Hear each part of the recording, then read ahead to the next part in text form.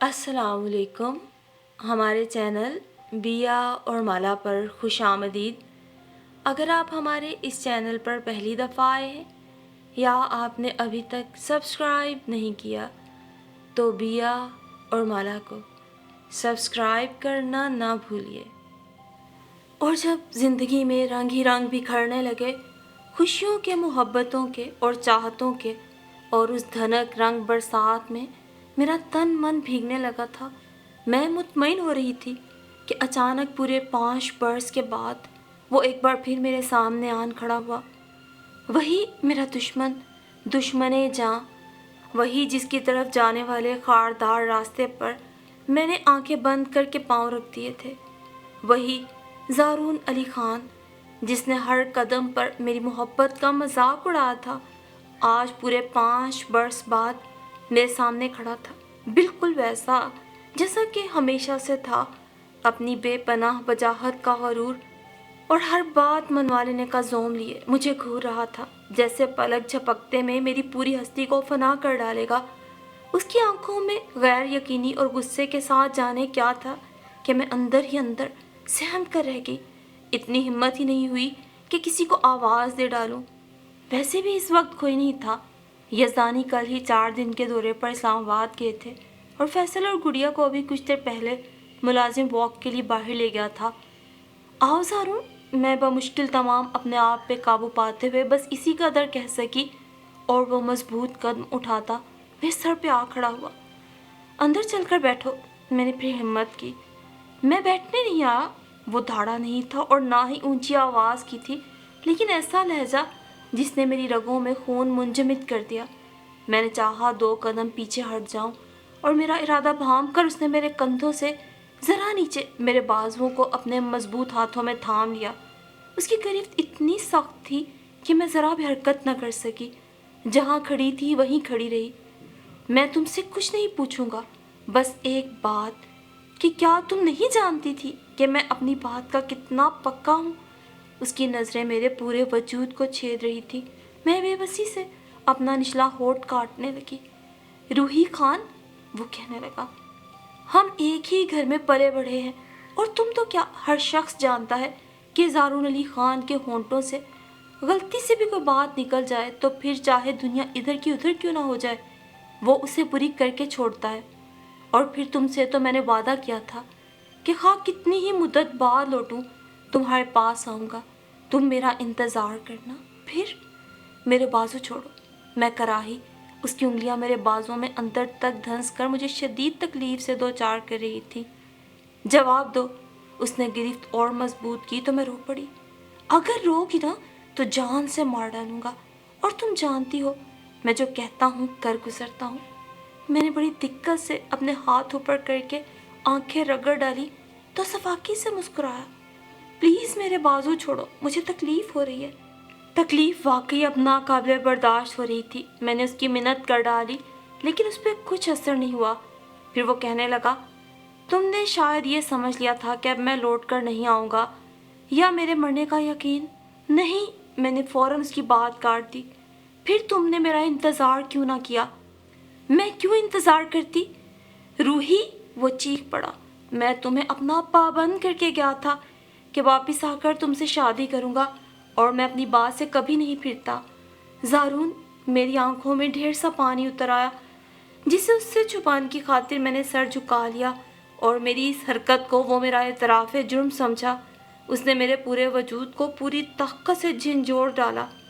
आज तक कभी किसी ने मेरी बात रद्द नहीं की, फिर तुमने इतनी जुर्रत कैसे कर ली? मैंने कुछ नहीं किया, मेरा गला रिंध चुका था। तुमने कुछ नहीं किया? वो एकदम ही आपे से बाहर हो गया था। एक झटके से मुझे छोड़कर अपने बाजू दाएं बाएं फैलाते हुए चक्कर खाते हुए बोला, नई जिंदगी, नया घर बसा के कहती हो तुमने कुछ नहीं किया? क्या इससे ज़्यादा भी कुछ कर सकती थी? ये तो होना ही था। सिर्फ मेरा ही तो नया घर नहीं बसा, उस घर की हर लड़की, मैं हर लड़की की नहीं, सिर्फ तुम्हारी बात कर रहा हूँ। मैंने सिर्फ तुम्हें अपना पाबंद किया था। तुमने ऐसी कोई बात नहीं कही थी। क्यों? क्या मैंने ये नहीं कहा था कि मेरा इंतज़ार करना रूही? हाँ, सिर्फ इसी कदर कहा था। तो फिर इसी कदर काफ़ी नहीं होता रूही खान? और तुम पर मेरा इंतज़ार लाजमी था। मेरे खुदा, मैंने कनखियों से उसकी तरफ देखा, वो फिर मेरी तरफ बढ़ रहा था। दोनों बाजुओं में तकलीफ का एहसास सवा हो गया तो मैं पीछे हटने लगी। दरवाजे से पीठ टकराई तो मैं जल्दी से दरवाज़ा खोल कर कमरे के अंदर दाखिल हुई और दरवाज़ा अंदर से लॉक कर लिया। रूही खान, वो दरवाजे पे ज़ोर से हाथ मार के बोला, तुम मुझसे भाग नहीं सकती। मुझसे बेवफाई का खुमियाजा तुम्हें भुगतना पड़ेगा, समझी तुम? मैं सांस रोक के उसके कदमों की आवाज़ सुनने लगी जो लम्हा ब लम्हा दूर होती जा रही थी। फिर एक खामोशी छा गई, गहरा सन्नाटा जिसमें मेरी सिसकियों की आवाज़ गूंजने लगी। उस वक्त और कुछ समझ नहीं आ रहा था, इसलिए बेबसी से रोती चली गई। रात में यज़दानी का फ़ोन आया। अपने मखसूस लहजे में पूछने लगे, रूही, डर तो नहीं लग रहा? बच्चों ने तंग तो नहीं किया और कोई प्रॉब्लम वगैरह वगैरह? मैं खासी दिल बर्दाश्त हो रही थी। उनके नरम लहजे और मोहब्बत पे आंखें छलक पड़ी। वैसे भी इस वक्त किसी हमदर्द, किसी गमगुसार की सख्त ज़रूरत थी, और वो हमदर्द तो थे, हमराज नहीं। रूही, मेरी तरफ से कोई जवाब ना पाकर उन्होंने पुकारा। जी, मैं सिर्फ यही कह सकी, मुझे डर लग रहा है। इसके साथ ही मैं रो पड़ी। अरे रे, उन्होंने टोका, डरने की क्या ज़रूरत है? गेट पे चौकीदार है ना, और फिर बच्चे भी तुम्हारे पास हैं, आप नहीं हैं। मैं जल्दी आ जाऊंगा, ओके? उन्होंने हौसला दिया। फिर कहने लगे, डरने की ज़रूरत नहीं है, दरवाज़ा अच्छी तरह लॉक कर लो। और मैं दरवाज़ा लॉक करने की बजाय बच्चों को अच्छी तरह कंबल ओढ़ाकर कमरे से निकल आई। कॉरिडोर के यक बस्ता सतून का सहारा लिया तो मेरे पूरे वजूद में सर्द लहरें दौड़ने लगीं, लेकिन मैं फिर भी वहाँ से नहीं हटी। उसी के सहारे ठंडे फर्श पे बैठ गई। ज़ारून अली खान मेरे आसाब पे सवार हो चुका था। मैं उसका कोई हल सोचना चाहती थी, क्योंकि उसकी ज़िद्दी तबीयत से कुछ बाइद न था कि वो क्या कर गुजरता। वो तो गलती से मुंह से निकली हुई बात भी पूरी करता था, और अब तो वो मुझे बाकायदा धमकी दे गया था। क्या मेरी ज़िंदगी में सुकून के यही चंद दिन थे? मैंने सोचा। मुझे अपनी किताब ज़िंदगी का वो बाब, बल्कि सारे बाब जो ज़ारून अली खान से मंसूब थे, बंद किए ज़्यादा दिन नहीं गुजरे थे। अभी कुछ दिन पहले तक सिर्फ वही तो था मेरे हर ख्याल, हर सोच में, और यकीनन मेरी आंखों में भी उसकी छवि लहराती थी। जब ही तो ज़िंदगी बेरंग थी। यज़दानी की बेपनाह मोहब्बतों के बावजूद मैं अपनी गुज़िश्ता ज़िंदगी में खोए रहती। उनके नरम लहजे पर ज़ारून अली खान का अक्खड़ लहजा हावी रहता। उनकी कुर्बतों में वो फासले याद रहते जो मेरे और ज़ारून अली खान के दरमियान हायल थे। मैं नादान थी जो ये समझती रही कि मेरे बेकरार दिल को करार उसकी याद से आएगा। 5 बरस कम नहीं होते, और इन बरसों का हर दिन मैंने किताब माजी को पढ़ने में गुजारा। मेरी बेकरारियाँ और उसकी कजदाइयाँ सभी कुछ तो था जिन्हें सोचते और हर पल उन्हीं दिनों में खोकर मैंने ज़िंदगी की असल हकीकतों को महसूस ही नहीं किया। ये घर जिसका हर गोशा यज़दानी ने मेरी पसंद से आरास्ता किया था, इसे मैंने कभी अपना नहीं समझा था। बस ये सोच दिया कि ज़िंदगी का काम गुजरना है, सो गुजर ही जाए। लेकिन अभी कुछ दिन पहले जब हमारी शादी की 5वीं सालगिरह थी तो अचानक जाने कैसे मैं गए दिनों से निकल आई। दिल जो मुसलसल अहदे रफ्ता में सुकून तलाश कर रहा था, एकदम से हर गुजरे पल से नाता तोड़ बैठा।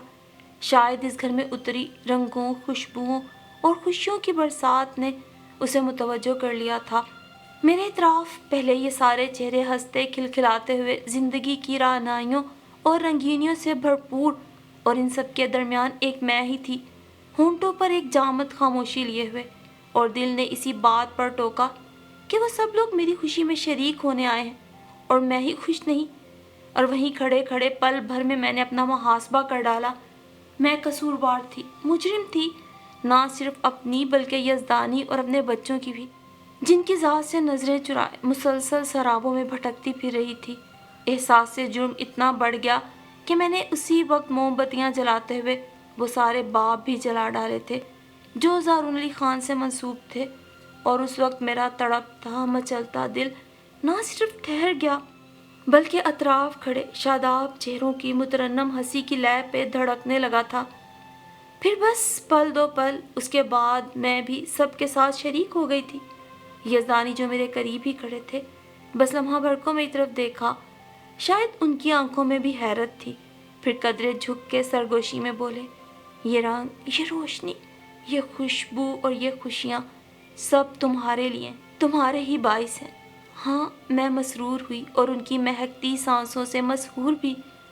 یہ سب میرے لیے ہے اور میں ان کے لیے۔ اور پھر اس تمام عرصے میں، یا شاید اپنی زندگی میں پہلی بار، میں نے خوشیوں کو بھرپور طریقے سے انجوائے کیا۔ اسی رات میں نے سوچا، اصل زندگی تو یہی ہے۔ میں نادان تھی جو عہد رفتہ میں دل کا قرار ڈھونڈتی رہی، جبکہ قرار اور سکون تو یہی تھا، اس گھر میں، اس انسان کے ساتھ۔ اور قرار ڈھونڈنے مطمئن ہوئے بہت دن تو نہیں ہوئے تھے کہ وہ، یعنی زارون علی خان، ایک بار پھر میرے سامنے آ کھڑا ہوا، جلی ہوئی راکھ کو ریتنے۔ میں ڈر گئی، اس بات سے نہیں کہ وہ جلی ہوئی راکھ میں سے کوئی چنگاری ڈھونڈ نکالے گا، میں اس لیے خوفزدہ تھی کہ اس نے ایک عمر میری محبت کو مذاق سمجھا تھا، اور اب کہیں وہ میرے ساتھ کوئی ایسا بھیانک مذاق نہ کر جائے جو میری زندگی کو جہنم بنا دے۔ اس سے کچھ بعید تو نہیں تھا، جاتے جاتے کہہ تو رہا تھا، مجھ سے بے وفائی کا خمیازہ تمہیں بھگتنا پڑے گا۔ کیا واقعی میں نے بے وفائی کی ہے؟ ستون سے سر ٹیکتے ہوئے میں نے خود ہی اس کی راکھ کو خریدنا شروع کر دیا۔ آغا جی کی 3 اولادوں میں صرف تایا جی ہی اولاد نرینہ کی خوشی حاصل کر سکے، اور وہ اولاد نرینہ کوئی اور نہیں، زارون علی خان تھا، جو ہم سب لڑکیوں کے درمیان راجہ اندر کی حیثیت رکھتا تھا۔ پھر بڑوں میں بھی اس سے خاصی اہمیت حاصل تھی، اور اسی بے جا اہمیت اور حمایت نے اسے انسان نہیں رہنے دیا تھا۔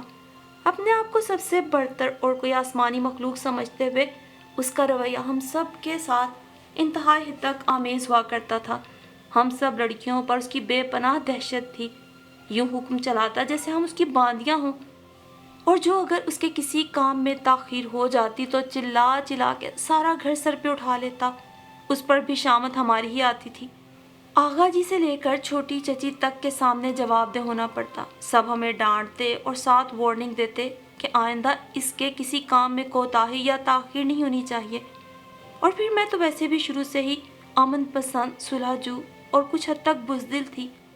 کہتے ہیں نا کہ جو دبتا ہے اس کو دباتی ہے دنیا، تو اپنی بزدلی کی بدولت سب سے زیادہ میں ہی دبتی تھی اور اس کے عتاب کا نشانہ بھی بنتی تھی۔ وہ یقیناً میرا تماشا دیکھتا تھا۔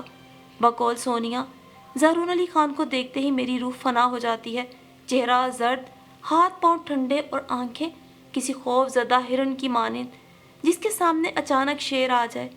گھر میں اس کی آمد کا احساس ہوتے ہی میں سب سے پہلے کسی کونے خدرے میں چھپنے کا سوچتی، اور اپنی سوچ پر فوراً عمل کرنے کے چکر میں ہمیشہ اس سے ٹکراتی تھی، اور اس کے بعد وہ میرا حشر جو کرتا اس کا تصور بھی لرزا دیتا ہے۔ ان ساری باتوں کے باوجود پتہ نہیں کب اور کیسے وہ مجھے اچھا لگنے لگا۔ ہاں، مجھے یاد آ رہا ہے، اس روز اس نے مجھے اپنے کمرے میں بلا کر جوتے پالش کرنے کے لیے کہا تھا۔ میں بڑے انہماک سے اس کے جوتے پالش کرنے میں مصروف تھی، اور پتہ نہیں کب وہ میرے پیچھے آ کھڑا ہوا، شاید دیکھ رہا تھا کہ میں ٹھیک سے پالش کر رہی ہوں یا نہیں۔ میرے دراز بالوں کی چوٹی پتہ نہیں اس نے جان بوجھ کر اپنے پاؤں کے نیچے دبائی تھی یا انجانے میں اس کے پیر تلے دب گئی تھی، مجھے پتہ ہی نہیں چلا۔ جب اپنے کام سے فارغ ہو کے اٹھنے لگی تو بڑی زور کا جھٹکا لگا، توازن بگڑا، اور سنبھلنے کے چکر میں اسی کی طرف ہاتھ بڑھایا، اس نے میرے پورے وجود کو سہارا دے دیا۔ ایک پل، صرف ایک پل کو ہی دھڑکنیں ہم آہنگ ہوئی تھی کہ میں ہار گئی۔ کیا ہوا؟ خلاف توقع اس نے بھی تھوڑے نرم لہجے میں پوچھا۔ میرے بال، میں اسی قدر کہہ سکی۔ کیا ہوا تمہارے بالوں کو؟ شاید تمہارے پاؤں تلے دب گئے تھے۔ ارے، وہ زور سے ہنسا، پھر بالوں کی چوٹی تھام لی۔ جب یہ نہیں سنبھالے جاتے تو اتنے لمبے کیوں کر لیے ہیں؟ خود ہی ہو گئے ہیں۔ خود ہی؟ شاید موڈ میں تھا، پھر ہنسا۔ ویسے اچھے بال ہیں، مجھے لمبے گھنے بال اچھے لگتے ہیں، جن کے بارے میں کہا جائے، اس زلف کا کیا کہنا جو دوش پہ لہرائی، سمٹی تو بنی ناگن، پھیلی تو گھٹا چھائی۔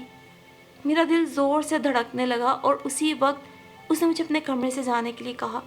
باہر آئی تو لگا کوئی چیز اس کے پاس کہیں چھوڑ آئی ہوں، اور ایک نیا احساس ساتھ لے آئی ہوں۔ کوریڈور میں سونیا سے سامنا ہو گیا۔ پتہ نہیں کیا تھا میرے چہرے پر، میرے انداز میں، کہ وہ تشویش سے پوچھنے لگی، تمہیں کیا ہوا؟ میں نے دھڑکتے دل پہ ہاتھ رکھ دیا تھا۔ کہاں سے آ رہی ہو؟ زارون کے کمرے سے، میں نے کہا تو اس نے اطمینان کا سانس لیتے ہوئے کہا، جب ہی مردوں والی حالت ہو رہی ہے. ویسے روحی تم کسی دن اسے دیکھ کر فوت ہو جاؤ گی. میں اسے کیسے بتاتی کیسا ہو چکا ہے. پھر کتنے بہت سارے دن بلکہ بہت سال تک کسی کو خبر نہیں ہوئی کہ میں زارون علی خان سے خوفزدہ ہونے کے باوجود اس کی تمنائی ہو بیٹھی ہوں. اور سب سے پہلے خبر ہوئی بھی تو زارون علی خان کو. اس روز میں کیاری کی نرم زمین ہموار کر رہی تھی اور پھر ہموار سطح پر میری انگلی کی حرکت سے ایک نام جگہ جگہ جگمگانے لگا تھا. زارون زارون زارون. اور جانے کب وہ میرے سر پہ آ کھڑا ہوا تھا. اپنا نام دیکھا اور پھر میری حرکت کرتی انگلی پر اپنا بھاری جوتے والا پاؤں رکھ دیا. اور اسے دیکھ کر تو سچ مجھ میری روح فنا ہو گئی تھی. یہ سب کیا ہے؟ اس نے پنجوں کے بل بیٹھتے ہوئے کہا. اپنے نام کی طرف اشارہ کرتے ہوئے پوچھا. میں کیا جواب دیتی. سر جھکا کے رہ گئی اور وہ مجھے کلائی سے تھام کر تقریباً گھسیٹتا ہوا اپنے کمرے میں لے گیا. کتنی دیر تک بغور میری طرف دیکھتے رہنے کے بعد بولا. جو کچھ پوچھو سچ سچ بتانا. میرا نام صرف زمین پہ لکھا ہے یا کہیں اور بھی؟ بتاؤ. میرے خاموش رہنے پہ وہ چیخا تھا اور میں نے ڈرتے ہوئے کہا. ہر طرف ہر جگہ دل پر. ہاں میں روحی خان انتہائی بزدل ہونے کے باوجود اعتراف کر گئی. اور میرا اعتراف میرا جرم تھا جس کی کڑی سزا دی اس نے. سب کے سامنے اعلان کیا کہ روحی خان میرے سپنے دیکھتی ہے, میری ہمراہی کی متمنی ہے, اور نہ جانے کیا کچھ. تصدیق کے لیے میری بہنیں میری کزنز میرے پاس دوڑی آئی تھی. میں انکار نہ کر سکی. میری خاموشی, میرا سر جھکانا اور میرے آنسو ہی اعتراف تھے. اور پھر دل کی زمین پر پہلی کومپل زارون علی خان کے نام کی پھوٹی تھی تو وقت کے ساتھ ساتھ وہ کھلتی چلی گئی. اس کی جڑیں, ہاں اس کی جڑیں میرے اندر دور تک پھیل گئی تھیں. باوجود اس کے کہ اس نے کبھی پذیرائی نہیں کی, بلکہ پہلے تو وہ صرف ڈرایا کرتا تھا, اب مذاق بھی اڑانے لگا تھا. جب موقع ملتا میری تذلیل کر ڈالتا سب کے سامنے. تم ہو کیا روحی خان؟ معمولی سی شکل کی معمولی لڑکی. یہ جملہ تو وہ اکثر کہنے لگا. میرے سپنے دیکھنے سے پہلے اپنی آنکھوں کو پھوڑ کیوں نہ ڈالا تم نے؟ میری قداور شخصیت تمہاری چھوٹی چھوٹی آنکھوں میں پوری طرح سما بھی نہیں گئی ہوگی. اور پھر وارننگ, خبردار میرے اونچے قد کو ٹکڑوں میں تقسیم کر کے آنکھوں میں مت سجانا. میں وہ ساری باتیں خاموشی سے سنا کرتی اور دل مار کے رہ جاتی. سراسر اپنا قصور نظر آتا. ٹھیک تو کہتا ہے کہاں وہ اور کہاں میں. اس حقیقت کو تسلیم کرنے کے باوجود میں اس کا خیال دل سے نہ نکال سکی. بس اتنا کیا تھا کہ اس کے سامنے جانے سے گریز کرنے لگی تھی. لیکن پھر کوئی دریچہ کوئی روزن ایسا نہیں تھا جس پر میری آنکھیں نہ لگی ہوں. میں کیا کرتی؟ سب نے تو مجھے سمجھایا ہی تھا. میں خود بھی اپنے آپ کو سمجھا سمجھا کے تھک گئی تھی. بالآخر اپنے آپ کو حالات کے رحم و کرم پہ چھوڑ دیا اور اس نے تو میرا مذاق اڑایا ہی, حالات نے بھی مذاق کر ڈالا کہ ہر گزرتا دن میری محبتوں کی شدتوں میں اضافہ ہی کرتا چلا گیا. ان دنوں جب میں نے سنا کہ وہ MBA کے لیے باہر جانے والا ہے تو اس کی دوری کے خیال سے میں بہت بے چین رہنے لگی. کاش اس کے دل میں تھوڑی بہت جگہ میرے لیے ہوتی تو میں بڑے مان سے کہتی, رک جاؤ زارون, کہیں مت جاؤ. اور وہ رک جاتا میری خاطر. لیکن اب ایسی کوئی بات اگر غلطی سے بھی میرے منہ سے نکل جاتی نا تو وہ میرا گلا دبا دیتا. جس دن وہ جا رہا تھا میں صبح ہی سے اپنے کمرے میں بند روتی رہی تھی. گو کہ پورے گھر میں ایک ہلچل مچی ہوئی تھی. اس کی پیکنگ, اس کے پسند کے کھانے اور پتہ نہیں کیا کیا کہ کوریڈور سے مسلسل بھاگتے قدموں کی آوازیں ہی آتی رہی تھیں.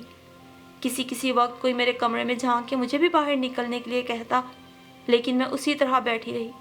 پھر جانے سے پہلے وہ پتہ نہیں کیا سوچ کر میرے کمرے میں آیا. اس وقت تک شدت گریہ سے میری آنکھیں اتنی بوجھل ہو رہی تھیں کہ پوری طرح کھل بھی نہیں رہی تھیں. روحی, اس کے پکارنے پہ میں نے سر اٹھایا اور وہ جانے کس احساس یا جذبے کے تحت بے اختیار میری طرف بڑھتا چلا آیا تھا. کوئی اس طرح بھی روتا ہے؟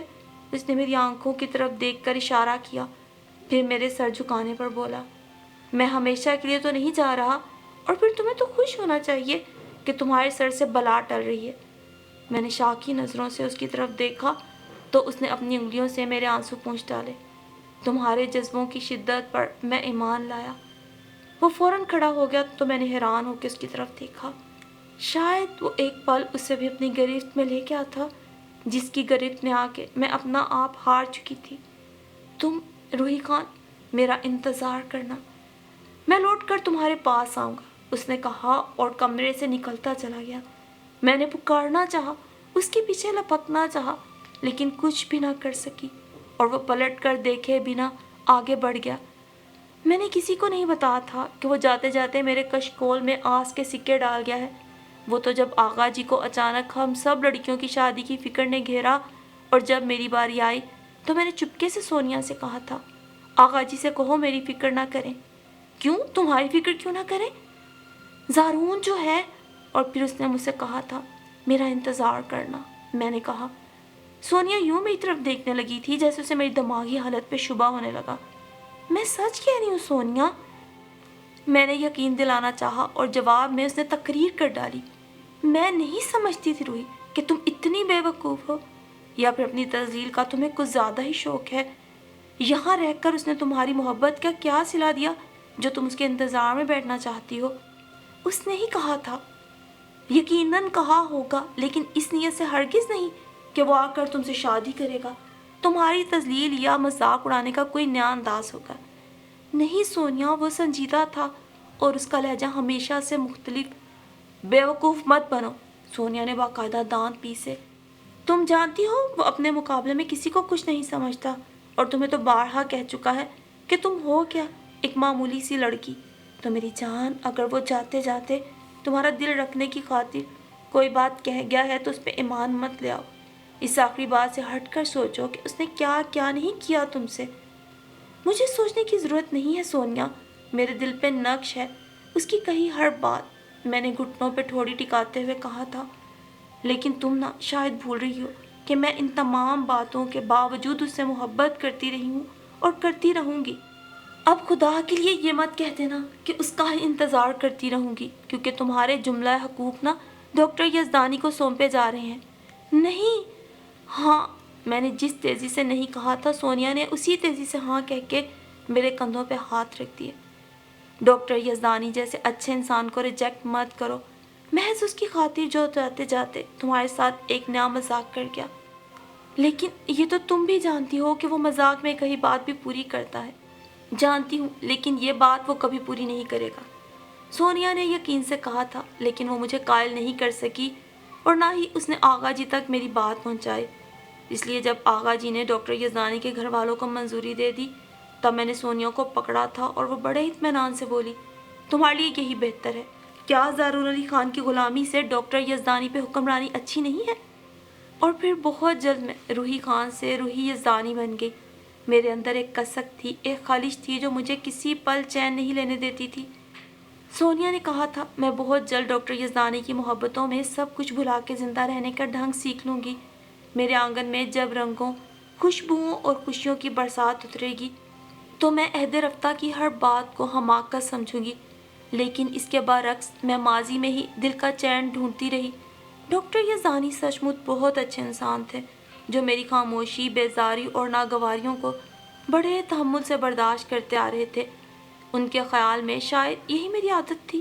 انہوں نے اکثر مجھ سے کہا، روحی، مجھے سنجیدہ چہرے اچھے لگتے ہیں، لیکن کبھی کبھی بے ساختہ کھلکھلا کے ہنس لینے میں کوئی مذائقہ نہیں۔ اور میں گزشتہ 5 برسوں میں ان کی اس بات پر کبھی عمل نہ کر سکی، لیکن چند روز پہلے سالگرہ کی موم بتیاں جلاتے ہوئے میں نے کتاب ماضی کو بھی جلا ڈالا تو میں جیسے آزاد ہو گئی۔ کوئی کسک نہیں، کوئی خلش نہیں، بس رم جھم برستی برسات جس نے میرا تن من بھگو کر مجھے نئی خوشیوں سے ہمکنار کیا۔ میں بے ساختہ کھلکھلا کے ہنسی تھی، ایک بار نہیں، بار بار، کتنی مدت بعد۔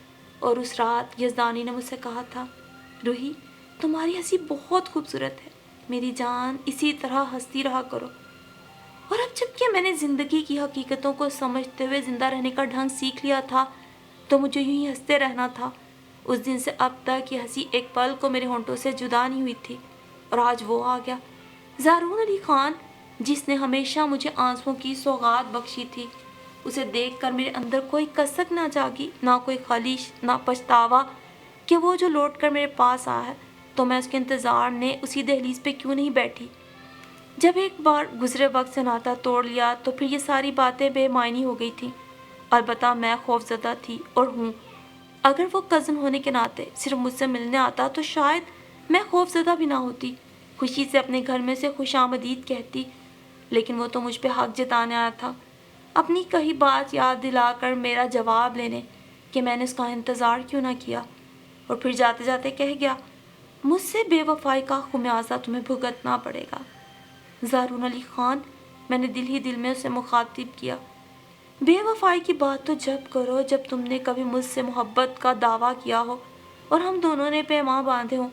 محبت صرف میں نے کی تھی اور اس کا خمیازہ بھی بھگت چکی ہوں، برس ہا برس تک خود اپنی آگ میں جل کر، اور یہی بات میں نے اس سے کہہ دی۔ صبح اس کا فون آیا اور میری بات سن کر وہ زور زور سے کہکہے لگانے لگا، تم شاید پاگل ہو گئے ہو۔ وہ کیونکہ میرے سامنے نہیں کھڑا تھا اس لیے میں کہہ گئی، پاگل پاگل ہو گیا ہوں اور اپنے ساتھ ساتھ تمہیں بھی پاگل کر دوں گا۔ مجھے تو بس اتنا بتا دو تم کہ تمہارا وہ احمق یزدانی کہاں ہے۔ تمیز سے بات کرو، میں چیخ پڑی۔ خفا کیوں ہوتی ہو؟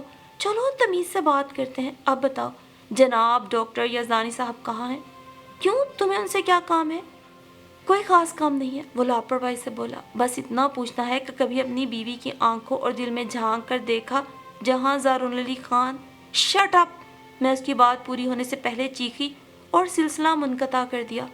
فون بند کر کے میں سمجھی شاید اس کی آواز کو ہمیشہ کے لیے بند کر دیا ہے، لیکن جب حواس بحال ہوئے تو مجھے اپنے سر پہ ننگی تلوار لٹکتی نظر آئی۔ میری پریشانی فطری تھی، سارا دن ایک پل کے لیے مجھے چین نہیں ملا، کیونکہ میں جانتی تھی کہ وہ صرف دھمکی نہیں دیتا، عمل بھی کر ڈالتا ہے۔ کئی بار خیال آیا آغا جی سے بات کروں، لیکن میں ان سے کیا کہوں گی، یہی سوچ کے ارادہ ملتوی کرتی رہی۔ سونیا ان دنوں یہاں تھی نہیں جو اس سے مدد مانگتی، خود ہی سوچ سوچ کے پریشان ہوتی رہی۔ بالآخر اس نتیجے پہ پہنچی کہ مجھے ایک اور اعتراف کر لینا چاہیے یزدانی کے سامنے، اس سے پہلے کہ زارون علی خان ان تک رسائی حاصل کرے۔ اور جب یزدانی اگلے دن آئے تو میرا اترا ہوا چہرہ دیکھ کے پریشان ہو گئے۔ پہلا سوال یہی کیا، تمہیں کیا ہو گیا ہے؟ کچھ نہیں، میں نے فوراً بات نہیں کی۔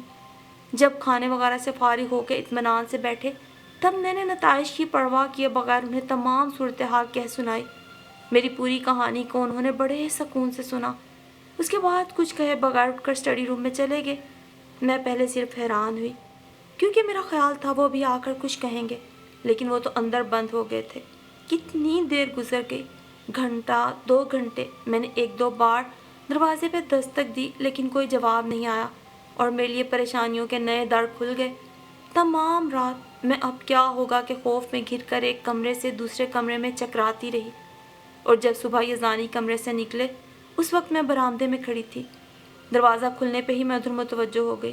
انہوں نے بس ایک نظر مجھے دیکھا، پھر نظر انداز کرتے ہوئے اپنے کمرے میں چلے گئے۔ میرے دل کو دھچکا سا لگا، ان کے پیچھے جانا چاہا لیکن ہمت نہ ہوئی۔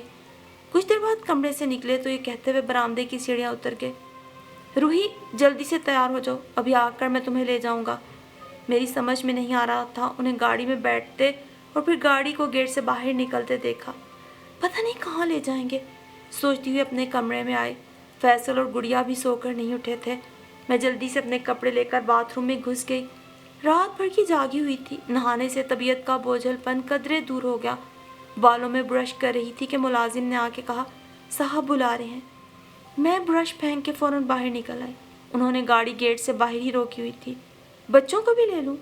میں نے قریب پہنچ کر شیشے میں جھک کر پوچھا۔ انہوں نے نفی میں سر ہلایا تو میں دروازہ کھول کے اندر بیٹھ گئی۔ ایک جھٹکے سے گاڑی آگے بڑھی اور پھر فراٹے بھرنے لگی۔ میں ان سے کچھ پوچھنا چاہتی تھی لیکن وہ اتنے سنجیدہ اور لا تعلق سے بیٹھے تھے کہ میں بس بار بار کنکھیوں سے ان کی طرف دیکھ کر رہ گئی۔ آغا جی کے گھر کے سامنے گاڑی رکی تو میں نے بے اختیار ان کا ہاتھ تھام لیا۔ کیا آپ مجھے یہاں چھوڑنے آئے ہیں؟ انہوں نے جواب نہیں دیا، مجھ سے ہاتھ چھڑا کر نیچے اتر گئے۔ میں اپنی طرف کا دروازہ کھول کے اتری تو پھر ان کے سامنے آ کھڑی ہوئی۔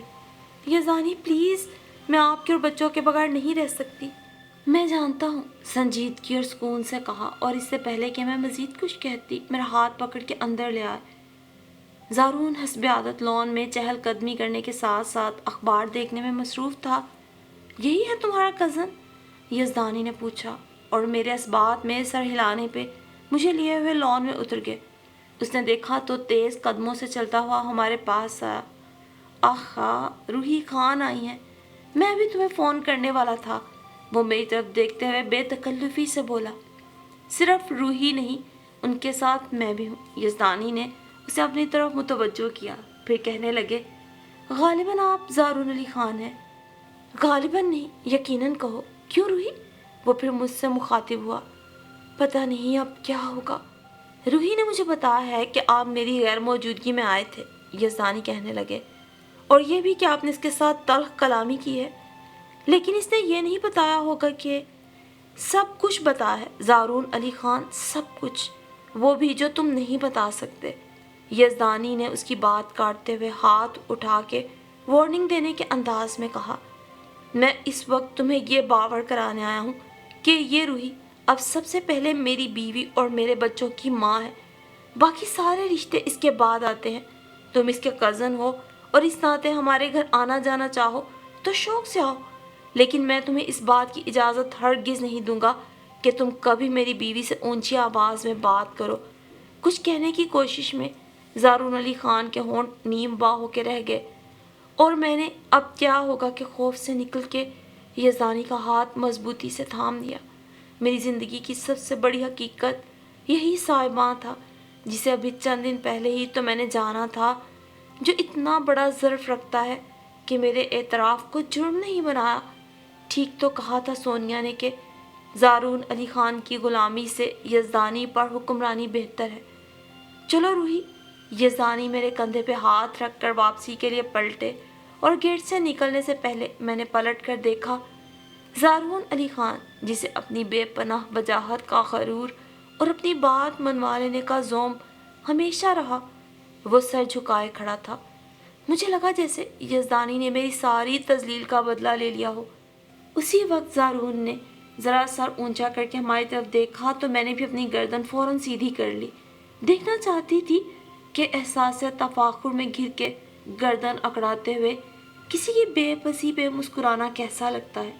اچھا لگتا ہے، لیکن کبھی کبھی، وہ بھی صرف اس صورت کہ جب آپ کسی ظالم کے آپ کی طرف بڑھتے ظالمانہ اقدام کو روک کر اس کی آنکھوں میں آنکھیں ڈال کر اسے احساس دلائیں کہ تم بھی ہماری طرح کے ایک عام انسان ہو، کوئی خدا نہیں۔ آپ کو ایک خوشی محسوس ہوتی ہے، اپنے آپ پہ ایک فخر محسوس ہوتا ہے، لیکن ہمیشہ نہیں۔ ہمیشہ غرور کرنے والا صرف شیطان ہوتا ہے، یا پھر شیطان کا پیروکار۔